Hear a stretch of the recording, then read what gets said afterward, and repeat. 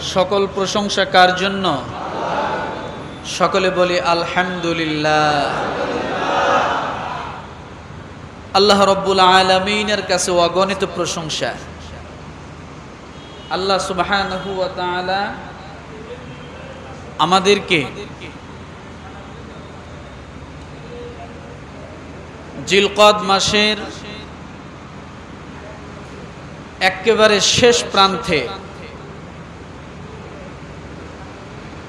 আসার পরে জিলকদের শেষ জুমায় উপস্থিত করে দিলেন। শুকরিয়া আদায় করি আলহামদুলিল্লাহ। নবী পাকের দরবারে সালাতু সালাম পেশের লক্ষ্যে সকলে বলি সাল্লাল্লাহু আলাইহি ওয়াসাল্লাম। জিলকদ মাসের পরের মাসটার নাম কি? সকলে বলেন জিলহজ। আল্লাহ রব্বুল আলামিনের কাছে তার বিধানাবলীর ভিতরে মাসের দিক থেকে হলো 12টি। কতটি? 12টি মাস। তার মধ্যে 4টি মাস হলো বেশি পবিত্র, বেশি উত্তম আল্লাহ পাকের দিক থেকে। সে 4 মাসের ভিতরে জিলকদ যাচ্ছে, জিলহজ পেতে যাচ্ছি। এর পরের মাসটি হলো মুহররম। আরেকটি মাস হলো কোন মাস? রজব মাস। মুখস্থ করি যেন মনে থাকে যে 12 মাসের মধ্যে উত্তম 4টি মাস। সে মাস 4টির নাম কি বলেন? জিলকদ, জিলহজ, মুহররম। মনে থাকবে ইনশাআল্লাহ। এই জিলহজ মাস আমরা পেতে যাচ্ছি। হয়তোবা জিলকদের আজকে শেষ দিন। আজকে জিলকদের, আজকে 29শে জিলকদ। তাহলে 29শে যদি মাস হয় তাহলে আমরা এই মাসটি আজকে শেষ হয়ে যাবে, তাই না? তাহলে আগামীকাল আমরা পেতে পারি জিলহজ। আজকে আলোচনা শুনবো জিলহজ মাসের গুরুত্ব এবং ফজিলত। কি বলেন তনি? জিলহজ মাসের গুরুত্ব, আলোচনার বিষয় জিলহজ মাসের গুরুত্ব ও ফজিলত।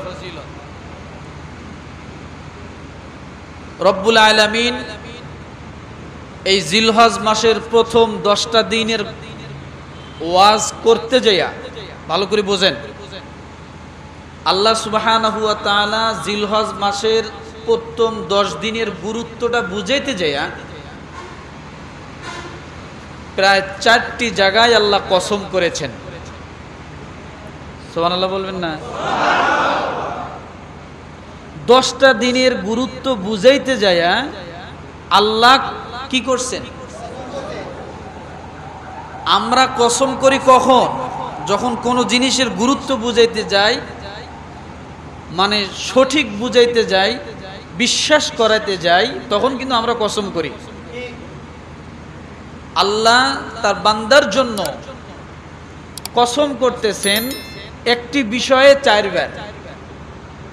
বিষয় একটা, কসম কয়বার? 4 বার। তাহলে বিষয়টা কত কঠিন এবং বিষয়টা কত গুরুত্ব। আল্লাহর কসম করার কোনো প্রয়োজন ছিল না, শুধুমাত্র গুরুত্ব বুঝাইতে যায় আল্লাহ কি করতেছেন? কসম করতেছেন। বিশাল কথা। তা আসুন আজকে আমাদের আলোচনার বিষয় কি? জিলহজ মাসের গুরুত্ব ও ফজিলত। আজকে যা শুনবো ইনশাআল্লাহ আমরা তা পালন করার চেষ্টা করব। কে কে রাজি আছি? আলহামদুলিল্লাহ। যেহেতু আল্লাহ গুরুত্ব দিয়েছেন এটার। আল্লাহ পাক রব্বুল আলামিন বলেন ওয়াল ফজর ওয়ালায়ালিন আশর ওয়াশ-শাফঈ ওয়াল ওয়াতর ওয়াল-লাইলি ইযা ইয়াসর হাল ফি যালিকা কসমুল লিযী হিজর। আরো জোরে বলেন আল্লাহ পাক রব্বুল আলামিন বলেন ওয়াল ফজর, ফজরের কসম, রাত যখন অতিবাহিত হয়ে যায়, ফজরের ওয়াক্ত যখন শুরু হয়ে যায়, আসমান এবং জমিনের মধ্যে রাত এবং দিনের ভিতরে 24 ঘন্টার ভিতরে আল্লাহ পাকের কাছে ফজরের সময়টা সবচেয়ে আল্লাহর কাছে দামি হয়ে যায়। রাত দিন 24 ঘন্টার ভিতরে সবচেয়ে দামি সময় কোনটা? জোরে বলেন। কার কাছে? আমাদের কাছে আছে কি নাই? আছে না? দুনিয়ার যত চিকিৎসা বিজ্ঞানী আছে, সমস্ত চিকিৎসা বিজ্ঞানীরা একমত, ফজরের সময় যখন হয়ে যাবে তোমরা আর ঘুমিয়ে থেকো না, তোমরা এই সময় ওঠো। কারণ যদি তোমরা বিনা টাকায় একেবারে ফ্রিতে লক্ষ লক্ষ কোটি কোটি টাকার যদি তোমরা ওষুধ হিসেবে গ্রহণ করতে চাও, তাহলে ফজরের সময় উঠিয়া এর বাতাস এবং আবহাওয়া তোমরা শরীরে গ্রহণ করে না। সবচেয়ে একটা নিষ্কলঙ্ক সময়। এ সময় মানুষ খারাপ কাজ কম করে, গুনার কাজ কম করে। সারা রাত করতে করতে ফজরের ওয়াক্ত যখন চলে আসে তখন মানুষ আস্তে আস্তে ক্লান্ত হয়ে যায়। হয় কি হয় না? আমরা সারা রাত কাজ করি, নাইট করি, ডিউটি করি, বিভিন্ন কাজ করি, কিন্তু রাত যত গভীর হয়ে রাত অতিবাহিত হচ্ছে আমাদের শরীর কিন্তু কি হচ্ছে? দুর্বল হয়ে যাচ্ছে, তাই না? আমার ভাইরা, রব্বুল আলামিন এই জন্য ফজরের কসম করলেন। আর আমাদের জীবনে স্বাস্থ্যগত দিকটা বুঝলাম। ফজরের ভোরবেলার হাওয়া বাতাস, ভোরবেলার অক্সিজেন লক্ষ লক্ষ কোটি কোটি টাকার ওষুধের চেয়েও দামি একটা শরীরের জন্য। আপনি যখন ফজরের সময় উঠবেন, নাকটা এক নাক বন্ধ করে একটা ছিদ্র দিয়ে আপনি জোরে জোরে শ্বাস নেবেন, অথবা আপনি দুই নাকের ছিদ্র দিয়ে জোরে জোরে শ্বাস নেবেন। মুখ দিয়ে শ্বাস নেবেন, নাক দিয়ে বাইর করবেন, নাক দিয়ে শ্বাস নেবেন, জোরে একটা টান দিবেন, মুখ দিয়ে বাইর করবেন, কিছু সময় আপনি ধরে রাখবেন। বলা হয়েছে এর দ্বারা কি হয়, শরীরের মধ্যে ভিতরে যতগুলো জার্ম আছে, যতগুলো পয়জন আছে, যতগুলো খারাপ কিছু আছে, এই নিঃশ্বাস নেওয়ার কারণে সবগুলো আস্তে আস্তে দুর্বল হয়ে যায়। আপনার শরীর অসুস্থতার জন্য যত খারাপ পদার্থ আপনার ভিতরে আছে, সকালবেলার বাতাস, হাওয়া, অক্সিজেন যদি আপনি এইভাবে জোরে জোরে শ্বাস নিয়ে কিছুক্ষণ ধরে রেখে আবার মুখ দিয়ে ছেড়ে দেন, তো ওই যে বলা হয়েছে যে একটা মনে করুন পাইপের ভিতরে ময়লা বাজে, ময়লা যখন আটকে যায় তখন হাওয়া মেশিন দিয়ে কি করে? জামটাকে ক্লিন করে। করে কি করে না?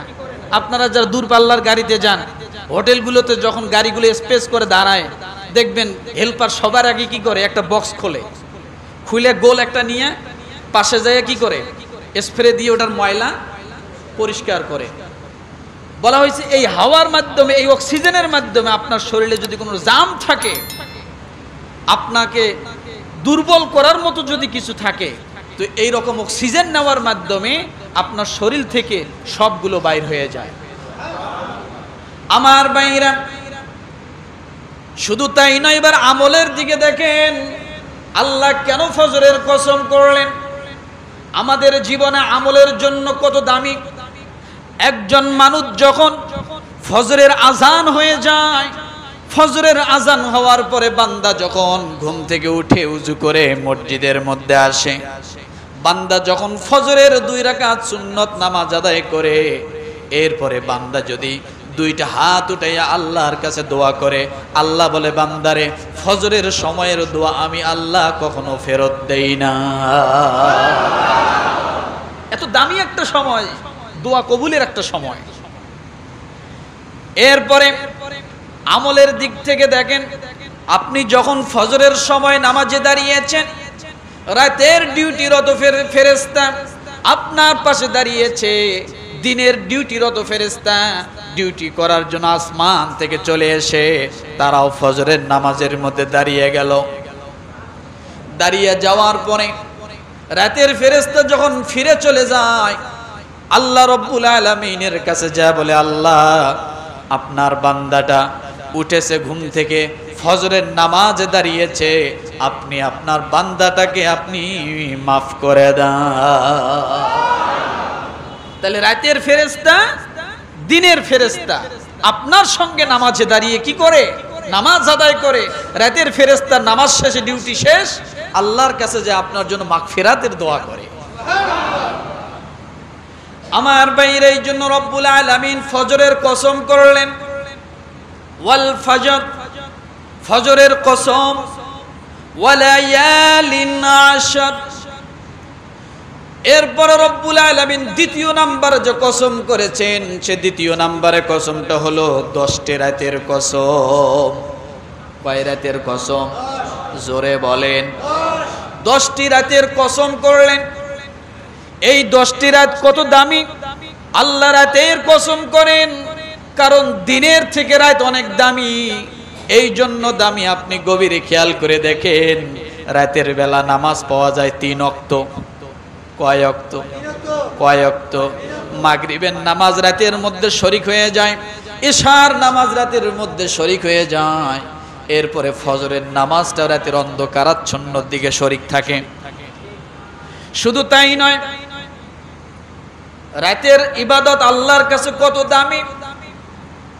রব্বুল আলামিন নিজে বলেছেন, ওয়া মিনাল লাইলি ফাতাহাজ্জাদ বিহি নাফিলাতাল লাক আসা আন ইয়াবআসাকা রাব্বুকা মাকামান মাহমুদা। রব্বুল আলামিন ডাক দিয়ে বলে, বান্দারে, এই রাতের বেলা তাহাজ্জুদের নামাজ আছে। যে ব্যক্তি তাহাজ্জুদের নামাজে দাঁড়িয়ে গেল, আমি আল্লাহর সামনে আর কোনো পর্দা থাকে না। এই তাহাজ্জুদের নামাজ আল্লাহ তাআলা বলেন তার রাসূলকে, আপনি তাহাজ্জুদের নামাজ পড়ুন। এই জন্য পড়বেন, আসা আইয়াবা আসাকা রব্বুকা মাকামাম মাহমুদা। এই সিজদা কিয়ামতের ময়দানে স্টেজ সাজানো হবে। আপনি সেদিন সিজদায় পড়ে যাবেন, আপনার উম্মতের জন্য শাফায়াত করবেন। আমি আল্লাহ তাআলা আপনার সব দরখাস্ত আপনার উম্মতের জন্য আমি আল্লাহ কবুল করে নিব।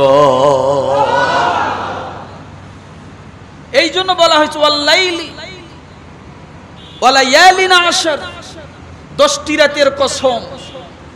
কারণ রাত অনেক দামি জিনিস, রাত অনেক দামি জিনিস।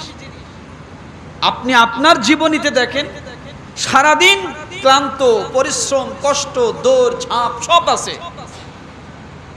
আপনার শরীর ব্যথা, পেট ব্যথা, মাথা ব্যথা, জ্বর সব কিছু আছে। কিন্তু আপনি যখন রাতের বেলা ঘুমিয়ে গেলেন, ঘুমানোর সঙ্গে সঙ্গে আপনার পেট ব্যথা নাই, মাথা ব্যথা নাই, শরীর ব্যথা নাই, জ্বর নাই। অন্তত যতটুক সময় আপনি ঘুমান্ত থাকেন, এগুলো কিছুই আপনার কাছে নেই। আছে নাকি? ঘুমাচ্ছেন আর পেট ব্যথা করতে আছে? হ্যাঁ, ঘুমাচ্ছেন, মাথা ব্যথা করতে আছে। তাহলে রাতকে আল্লাহ লিবাস হিসেবে দিয়েছেন।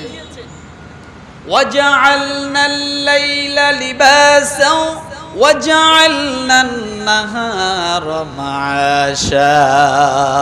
আল্লাহ বলেন, আমি ও দুনিয়ার মানুষ, আমি আল্লাহ তাআলা এই রাতকে তোমাদের জন্য লেবাস হিসেবে দিলাম। কারণ তোমরা সারাদিন পরিশ্রম করবে, কষ্ট করবে, আমি আল্লাহ তাআলা স্বস্তির জন্য তোমাদেরকে আমি আল্লাহ রাত্র দিয়েছি। ওয়াজআলনান নাহারা মাআশা, এবং দিনকে তোমাদের জন্য পরিশ্রমের জন্য দিয়েছি। দিনে পরিশ্রম করবে, আর রাত তোমাদের জন্য এসে সেই ক্লান্তি পরিশ্রমকে দূর করে দেবে। রাত এত বড় ওষুধ মানুষের জীবনে। আপনি যদি 5 মিনিট 10 মিনিটও ঘুমায় যান, আপনার 10 মিনিট আগের শরীর আর 10 মিনিট পরের শরীর আকাশ জমিন ব্যবধান হয়। কথা ঠিক না? এই জন্য রব্বুল আলামিন রাতের কসম করলেন 10 রাত। কয় রাত? ওয়ালায়ালিন আশর, 10টি রাতের কসম। এরপরে তৃতীয় নম্বরে আল্লাহ যে কসম করলেন ওয়াশ-শাফঈ ওয়াল ওয়াতর, যে 10টি রাতের কসম করেছেন আল্লাহ, ওই 10টি রাত হলো জিলহজ মাসের প্রথম 10 দিনের 10টি রাত। জিলহজ মাসের প্রথম 10 দিনের 10 রাত। এই 10 রাতের গুরুত্ব বুঝতে যায় আল্লাহ 10টি রাতের কসম করেছেন, সুবহানাল্লাহ বলেন। এরপরে রব্বুল আলামিন তৃতীয় নম্বরে বলেন ওয়াশ-শাফঈ ওয়াল ওয়াতর, এবং জোর ও বিজোরের কসম। জোর ও, জোরে বলেন, জোর ও বিজোরের কসম। তাফসীর কারকরা বলেছেন জোর বলতে 10টি রাত, বেজোর বলতে জিলহজ মাসের প্রথম 10 দিন, আর জিলহজ মাসের প্রথম হলো 9 দিন। আবার অন্যান্য তাফসীর কারকরা বলেছেন জোর বলতে রব্বুল আলামিন দুনিয়ার জমিনে যা কিছু সৃষ্টি করেছেন জোড়া জোড়া সৃষ্টি করেছেন, কিন্তু বেজোর হলেন আমার আল্লাহ। দুনিয়া যা কিছু সৃষ্টি আছে সব কি আছে? কি আছে? ওয়া খালাকনাকুম আজওয়াজা, আল্লাহ বলেন আমি আল্লাহ তাআলা যা কিছু সৃষ্টি করেছি সব জোড়ায় জোড়ায় সৃষ্টি করেছি। গাছ, এই গাছেরও জোড়া আছে, মাছ, মাছের জোড়া আছে, সাগর, নদী, নালা, খাল, বিল যা কিছু দেখেন সব আল্লাহ কি করেছেন? কথা বলে না, জবান খোলেন, জোড়া জোড়া সৃষ্টি করেছেন। নারী পুরুষ আল্লাহ দুই ভাবেই সৃষ্টি করেছেন। বেজোর কে? বেজোর কে? আল্লাহ। এই জন্য রব্বুল আলামিন বলেন ওয়াশ-শাফঈ ওয়াল ওয়াতর। তাহলে 9টি রাত আর হলো 10টি দিন, অথবা জোর এবং বেজোর যা কিছু সৃষ্টি করেছেন আল্লাহ সব কিছুকে রব্বুল আলামিন তার কসম করতেছেন। এরপরে রব্বুল আলামিন চতুর্থ নম্বরে যে কথা বলেছেন ওয়াল্লাইলি ইযা ইয়াস, চতুর্থ নম্বরের কসম। 4 নম্বর কসম ওয়াল্লাইলি ইযা ইয়াসর, এবং রাতের যখন রাত যখন তা গত হতে থাকে, রাত যখন গত হয় শেষের দিকে একবার গভীর কালো অন্ধকারাচ্ছন্ন শেষ হয়, ওই সময়টা কোন সময়? কথা বলেন। ফজরের আগে এবং রাতের মনে করেন 3টা ভাগ, প্রথম 2 ভাগ শেষ হওয়ার পরে, অর্থাৎ যেমন রাত 3টা 4টা, কথা ঠিক না? এই রকম সময়। কেন আল্লাহ এই সময়টুকুর কসম করলেন? কারণ ওই যে বললাম রাত পুরোটাই দামি, আবার আল্লাহ সে রাতকে ভাগ করলেন। শুরু একটা একরকম দামি, মধ্যরাত একরকম দামি, শেষ রাত আরেক রকম দামি, রাত শেষ হওয়ার পরে ফজর হলো কি আরেক রকম দামি। আল্লাহ রাতটাকে আবার খণ্ড করে করে রাতের মর্যাদা গুরুত্ব বুঝাইতে চাইলেন। আমার ভাইরা, এই জন্য বলা হয় যে শেষ রাত্রে ইবাদত আল্লাহর কাছে সবচেয়ে বেশি দামি, কারণ শেষ রাতটুকু আল্লাহর কাছে বেশি দামি। আমার ভাইরে 4টা কসম করলেন। এরপরে রব্বুল আলামিন 5ম নম্বরে কি কথা বলেন? আলফি যালিকা কসমুল লিযি হিজর।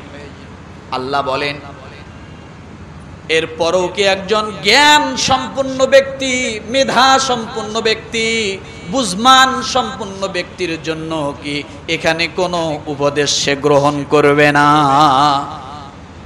সে কি কোনো উপদেশ গ্রহণ করবে না? এ কথার পরেও কি সে বিশ্বাস করবে না?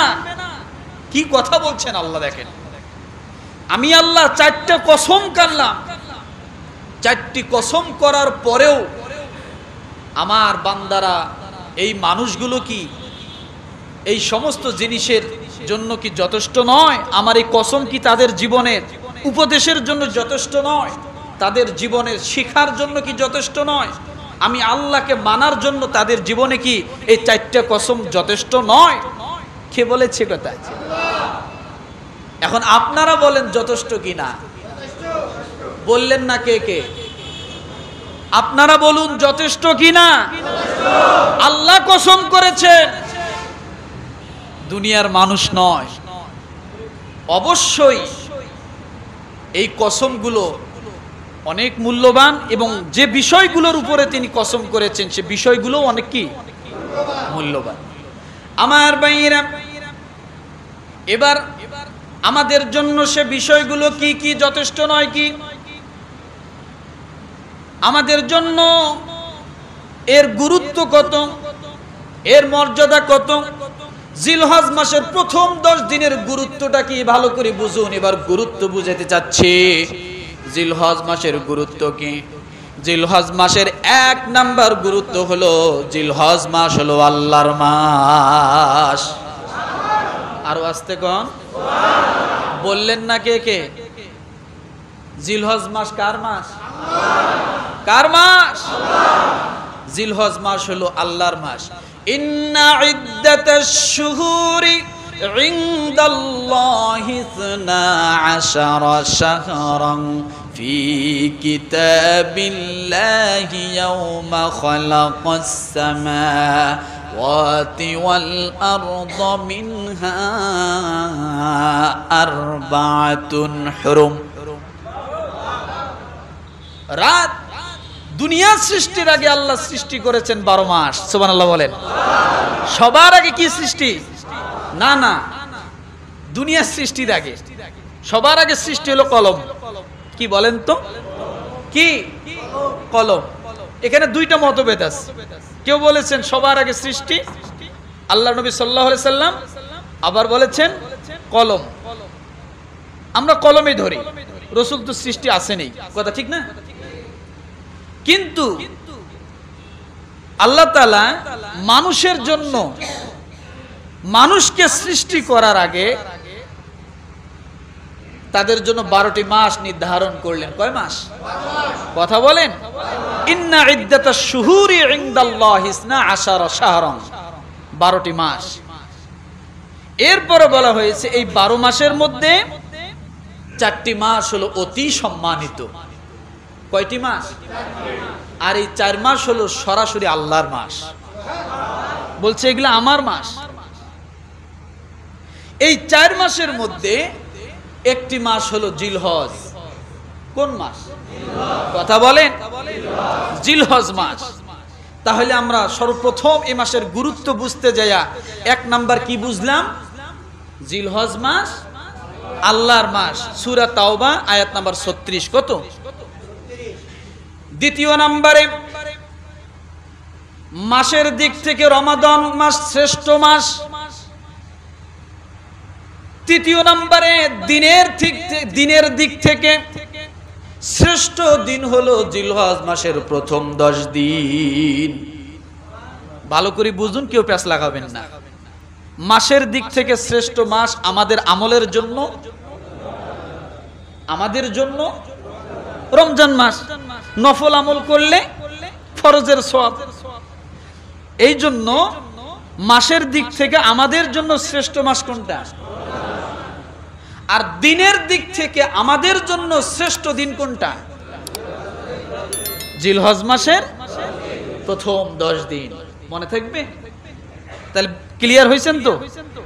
আল্লাহর কাছে আল্লাহর মাস হলো জিলহজ, আর আমাদের জন্য আমলের দিক থেকে শ্রেষ্ঠ মাস হলো রমাদান মাস। মাসের কথা বলছি।